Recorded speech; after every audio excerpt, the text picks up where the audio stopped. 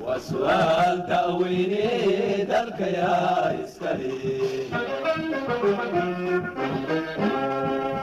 وسؤال تأويني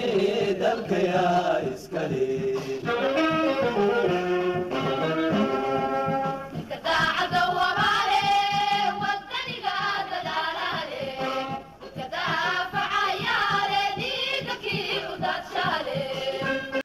بسم الله الرحمن الرحيم. الحمد لله رب العالمين، والصلاة والسلام على أشرف المرسلين سيدنا محمد وعلى آله وأصحابه أجمعين.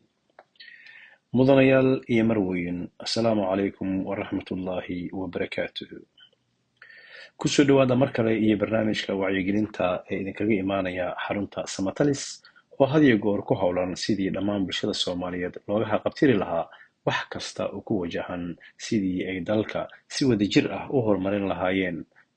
isla markaasna ay muwaadiniintu u heli lahaayeen adeegyada ay dowlad uga baahan yihiin. iminka waxaan idin soo gudbinaynaa aqoon kororsi la xiriira waxa ay dowlad tahay iyo waxa shacabku ka doonayaan dowladda ee iyagu markaasi dhisteen. السلام عليكم ورحمة الله وبركاته. واد سلامون تهي ولا الحسين. waxaan kaloo salaamayaa akhyaarta igula jirta dooda dhammaantood waan salaamayaa. sidaas oo kale waxaan salaamayaa ummadda Soomaaliyeed meel ay joogtaba. waxaan ku salaamayaa kulligood salaanta islaamka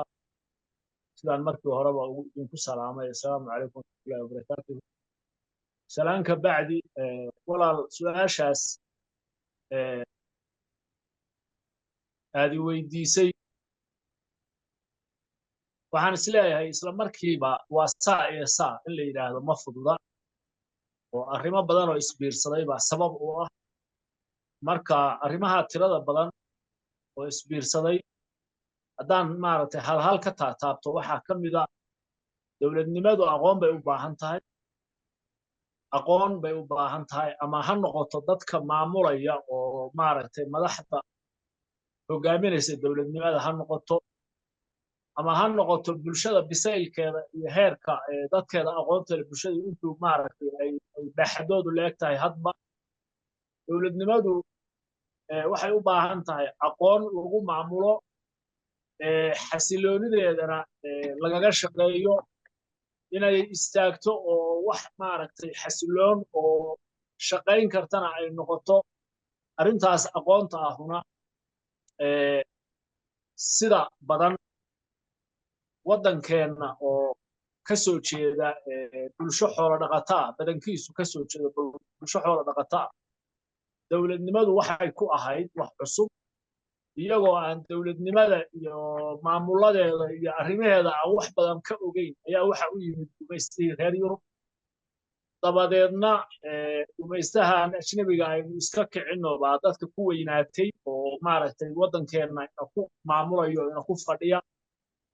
dabadeedna gumaystihii markuu meesha ka baxay dadkii oo aan aqoon badani jirin oo maaragtay aqoon dowlad lagu maamulo oo weyn aysan jirin ayaa waxa gacanta loo geliyey dowladnimo laga keenay magaceeda iyo qaabkeeda dibadda laga keenay baa timi. kabacdina dhaqankii qabiilka iyo dhaqankii reer guuraaga oo maaragtay dadka kanu lahaa oo aan dowladnimada aqoon iyo dowladnimadii si fiican waa isu qaadan waayeen. isla markiiba dowladnimadii qabyaalad iyo qabiil baa markiiba dhex galay. dabadeed arrintaas wax kastaba ha ahaatee iyadoo dadku hadlayaan oo fikirka aan la caburin oo hadalka aan la caburin oo siday cid waliba la tahay ku hadlayso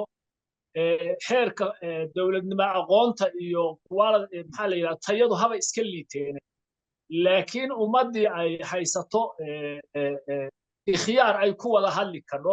ama ciddii eed sheeganaysaa eed sheegan karto ama ciddii wax dhibsanaysaa waxay dhibsanaysaa ka hadli karto iyadoo sidaa la yahay liicliicna lagu jiro dowladdu aanay hanaqaad ahayn oo dowladnimadii rasmiga ahayd aan gacanta lagu hayn waa ti ay ciidamadu afduubeen taladii oo inqilaabeen dabadeedna qorigii ayaa wuxuu noqday waxa talinaya dadkiina waa la aamusiyey cid maaragtay dawladda iyo kacaanka la jidho ammaanaysa maahe cid dhaliilaysaa la diiday wixii la tabanayo iyo wixii maaragtay la sheeganayo oo dhan baa laga dhegaysan waayo la caburiyey dabadeedna waxaa meeshii ka yimid xukun gacan adag oo dictatora oo qorigu talinayo taasi waxay sabab u noqotay ikhyaar la'aantii iyo caburintii in ay ummaddii Soomaaliyeed oo dhan geeska gees oo ay jabhada furatay markii dambe jabhada noqotay jabhadihii dadkii oo dhan inuu qorigii ku faafay ummaddii oo dhan waxaa la xasuusan yahay dawladda kacaankii markii uu meesha qabsaday militarigu qof shacaba oo qori haystaa ma jirin Soomaaliya afarteeda gees qoriga gacanta dawladda kaliya ayuu ku jiray markii dawladdii kacaanku militarigu dhacdayna waxaa la xasuusan yahay qorigu inuu gaaray qof kasta oo qaangaara qori qaadi kara oo rag ah gacantiisa inuu qorigu gaaray oo waddankiiba qori ka sinmay kaasoo ilaa hadda aan la xallin weli oo maaragtay ama kuwa duurka ku jira kuway sitaan ama maaragtay reer miyigu kuwu sito ama qof walba shacababa in gurigiisa qoriyaal marka qorigii militarigu ay meesha ku afduubeen oo dadka ay ikhyaarka kaga qaadeen militarigu intii ay joogeen wax waa isku dayeen inay wax hagaajiyaan laakiin haddii qori iyo xoog iyo caburin mar hadday taal sabab wuxuu qorigii u noqday waddankii oo dhan inuu gubo oo waddankii oo dhan qorigu gubo dabadeedna jabhadaha iyo civil warkii baa lagu dhex dhacay oo xukuumaddu waatay dhacday is-aamin la'aan baa dhacay waa la kala aamin baxay qabaa'il baa laysu laayey xitaa waxaa laga shakiyey dawladnimada laftigeedii ma garanaysaa oo aan awalba dhaqan iyo hiddo hore loo lahayn dawladnimadiiba wax la isku khayaanayo oo la isku caburinayo oo hadba ciddii kursiga ku fariisataa danaheeda ay kaga adeeganayso cuqdad ah baa dadkii gashay iyagoo qabaa'ilna ah oo qabyaaladii sii xoogsatay oo civil war dhacay oo qabaa'il la isu laayey marka is-aamin la'aan baa jirta qofka dawladnimada inuu aamino waxaa ka sokaysa inuu ka shakisan yahay oo uusan isku halayn karin arrintan waa mawduuc ballaaran sidaynu u sheegnay walaalahuna si fiican bay qofba dhinac buu ka istaagay oo dhinac buu ka eegay oo ka rogay waxaa jirta su'aal oranaysa hadda ka horna waxaan maranayaa mar inaan soo qaadno su'aashaas oo sibay waxay u noqonaysaa ukuntii iyo digaagadii ma digaagadaa hor soo horreysay oo ukunta dhashay mise ukuntaa soo horreysay oo digaagadu ka dhalatay marka arrintaas waxa weeye ma shacab hagaagsan baa madax hagaagsan doorta mise madax hagaagsan baa shacabka hagaajisa oo shacab hagaagsan ka dhigta taas waa iska taagan su'aashaas waa iska taagan laakiin kolley iyo kolley xaaladda aynu ku jirno oo Soomaaliya ay hadda ku jirto shacabku waa iska victim weeye waa baylah waa sakaar waran yahay shacabku waxa hadda maamulada ahoo jiraana kuma maqna wax Soomaali ka maqan maamuladu uguma maqna Soomaali sida ay tahay inay ka baxday u baahan sida ay kaga bixi lahaydna maamulada hadda jira kumaba maqna marka shacabku wuxuu sugayaa waxaan ciidina ku maqnayn isaga shacabka ahina uusan u taagnayn inuu qabsado baahidiisiina ah uu shacabku sugayaa shacabku wuxuu sugayaa aan ku celiye wax baahidii uu aad ugu baahnaa ah cidina aysan ugu maqnayn asaga shacabka ahuna uusan ku maqnayn inuu qabsado wixii buu sugayaa marka waxaan kuu soo socon haddaa u fadhiidoo sugtid haddii weligaa heli maysid waxaynu hadda cid gaara dhaliil aan waddan leenahay maahay qof kasta oo Soomaaliya asagaa ka markhaati ah maamulada hadda jira inaanay ku maqnayn waxa Soomaaliya ka maqan Soomaaliya maxaa ka maqan shacabka Soomaaliyeed waxaa ka maqan ammaankii oo aan sugnayn waxaa ka maqan xuquuqdiisii oo dhan oo dayacan noloshiisii oo baaba'san oo in la hagaajiyo u baahan waxaa ka maqan isu soo celin la isu soo celiyo oo dadkii shacabka ahaa iyo dalkii dib loo mideeyo waxaa ka maqan karaamadii ummadda Soomaaliyeed ee adduunka kaga mid noqon lahayd oo ay ku lahayd oo maqan oo dhulka taal waxaa ka maqan dhallinyaradii oo wada bagaan muddo ah oo shaqo loo abuuro waxaa ka maqan horumarkii laga shaqayn lahaa kulligii Soomaaliya dhulkeeduna waa dhul beereed kulligii roobna waa heshaa biyaha cirka ka yimaadaan say u socdaan bay intay ciidda sii xaaqaan badda ku shubaan dhulkii la beeri lahaa laftigiisii bay xaaqayaan oo badday ku shubayaan dhulkii la beeri lahaana waa sii gawaan buu sii noqonaya xoolihii waa baaba'ayaan dayac bay u baaba'ayaan iyo cudur iyo hadba abaar baabi'isa iyo harraad baabi'iyo dhallinyaradii waddanka waa ka baxaysaa oo shaqo la'aan bay uga cararaysaa waddankoodii oo barwaaqa kulligii kor iyo hoosba barwaaqa ammaanka waxa weeye magaalo Soomaaliyeed oo aadan ka walwalayn ammaankeeda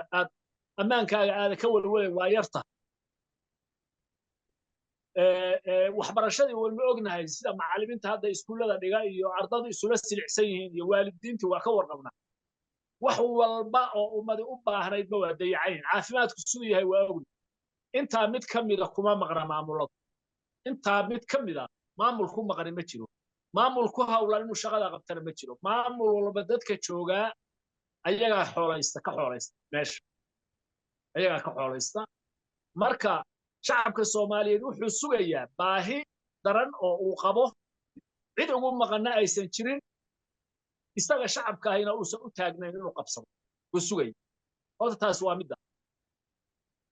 حيث ذا لكن وطه سؤاله ما في يضم حيث ذا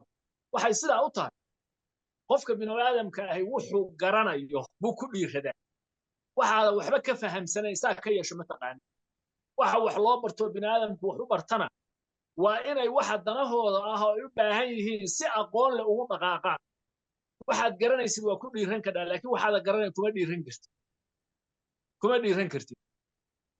marka Soomaalidu xoolaha ay aad u taqaanaa waliba geel qof aan waligi geel arag oo dhaqan hadii geel la dhex keeno muxuu fali karaa aana kama maali karo suu ula noolaada ma yaqaan beerkay ku dhufanaysaa hasho marka dambe sawiyo waxa la arkayaa ama dayac u dhintay ama geel ku durduriyo ku tuntay la arkay waxa weeye ummadda Soomaaliyeed aqoon la'aanta ka haysata dawladnimada dhaawaca weyn qayb weeye qaybta labaad dadku qabiilka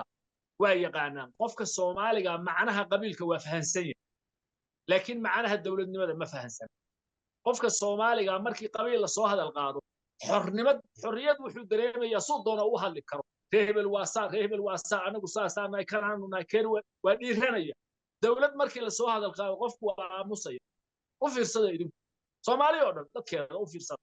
qof dhifa maaha إلا وحو سجرنا يسوق هلا ما يقال هذا وحي بتشوكتها مركي دولة الله صاها القاضية دولة نمو قفك الصومالي قاي إنه مارك تكمل الشيخ صدق نية الحمد دريم نية الحمد دريم مركا أرنت قبيلك يا قبيلة قبيلك إلهي بأبوري محما سيدا قرتها إلهي وأبوري وإلهي وأبوري لكن سيدا وقبيلك أهان لها وقبيل لماذا أهان لها iyo waxa iska keen dhexgalay noloshii dawladnimada iyo casriga iyo ilbaxnimada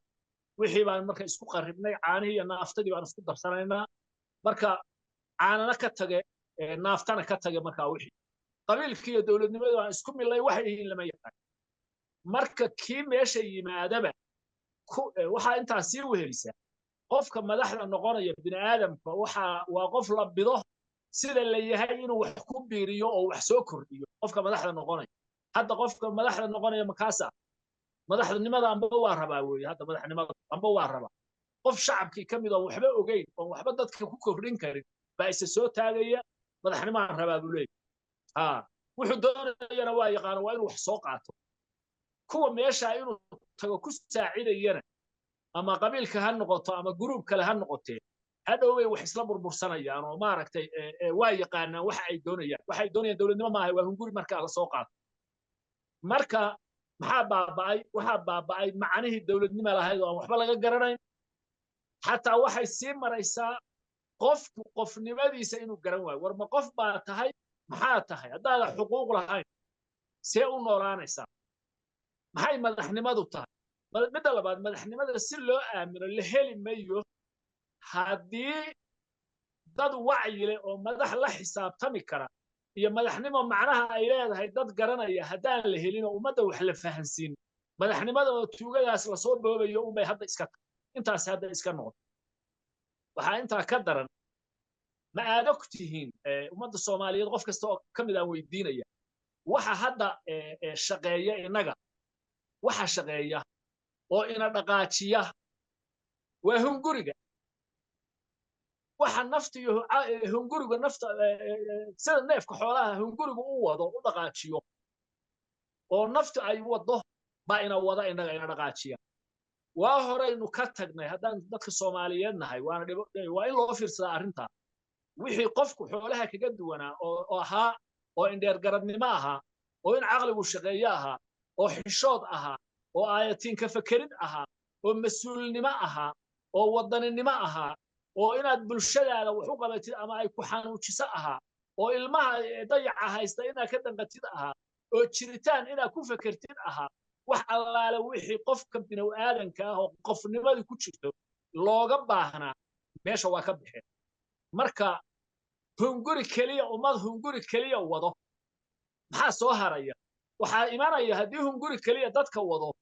qofku dhulkiisuu gadanaya waddankiibuu gadanayaa qofkii bini aadamkaa inuu gatuu keenaya sharaftiisuu gadanayaa ilmihiisuu gadanayaa wax deeqi karaaba ma jiraan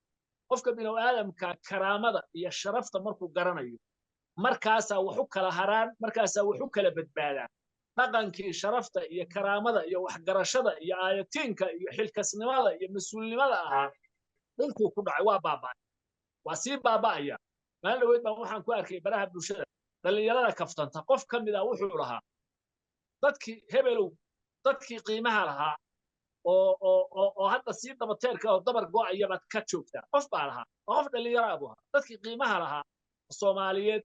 oo dabar go'a hadda ku dhow sii dabar go'ayaad ka sii nooshay qof baa lahaa xaqiiqaduna waa dhabtahayna waa sida waxa weeye marka